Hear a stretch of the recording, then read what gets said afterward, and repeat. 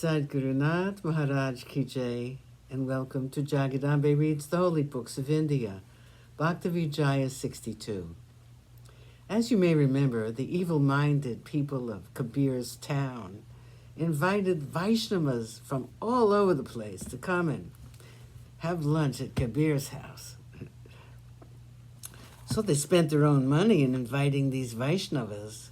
The evil men arranged for Kabir's discomfiture, that they might bring out his faults. Just as Duryodhana endangered his merit and sent the yogi Durvasa to the Pandavas. So with evil thoughts in their mind, these people invited an innumerable number of saints. Saints served by God in various forms of Kabir. Having listened to the reading of Kabir's letters, the saints bowed their heads in his praise, and on the day appointed in the letters, they arrived. An innumerable number of saints arrived from east, west, and south. Kabir bowed to them and lovingly embraced them. Seeing this enormous gathering of Vaishnavas, the Saint Kabir was full of joy. Said he, "A happy day has arisen today, for with my own eyes I have seen the Vaishnavas." The crooked-minded men began to wag their heads in derision. Now let's see what's going to happen. Looking at one another, they clapped their hands, noticing this difficult situation.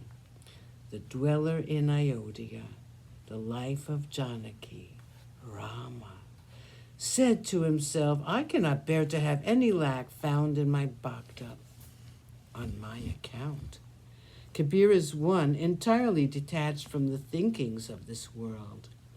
Now that this innumerable gathering of saints has taken place, I must be his helper and protect him. The Vaishnavas of the sacred city suddenly arrived and encamped on the banks of the Ganga river. The Lord of the world, seeing this, arrived to relieve Kabir in his distress. He became a Kabir to as many of the noble Vaishnavas as had arrived. The holder of the bow, Ram, assumed for the occasion an infinite number of forms. Hari took the form of Kabir in various ways and served these bhaktas. The evil-minded sought to see the fun, but seeing the astonishing sight, and taking one another by the hand, they went into the gathering to investigate. When they saw with their own eyes an infinite number of Kabirs, their mind was filled with amazement. God felt great pleasure in serving his saints. In assuming these infinite forms, his wonderful power of creating appearances was seen. As men and women looked about to see the fun, they everywhere saw the Bhakta Kabir. Each Kabir was serving the saints with reverence and caring for them. One washed their feet, one gave them a bath, one prepared the sandal paste used in the worship of God. One stood before them with hands joined palm to palm. One massaged their feet, one held their wooden sandals. Such were the illusory forms of Hari. One sang before them and another gave them to eat. The life of the world gave them pan supari.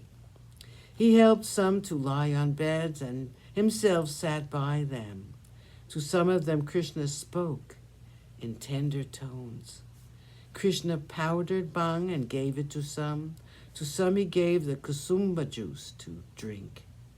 He filled the pipes of some and gave them to smoke. The Savior of the world said to some, "Let us hasten to the temple." To some he was constantly saying, "Show me your favor." On the foreheads of some he made the marks with the paste of white clay. Making a garland of tulsi, he would put it on them and hold up a mirror before them. Sri Ram put these on with his own hands. The Lord of the world sat before some, rubbing them with the saffron and sandalwood paste. He put musk on their foreheads of some and gave beauty to their eyebrows. Sadhguru Nath Maharaj Ki Jai. Thank you for coming. I hope you come again.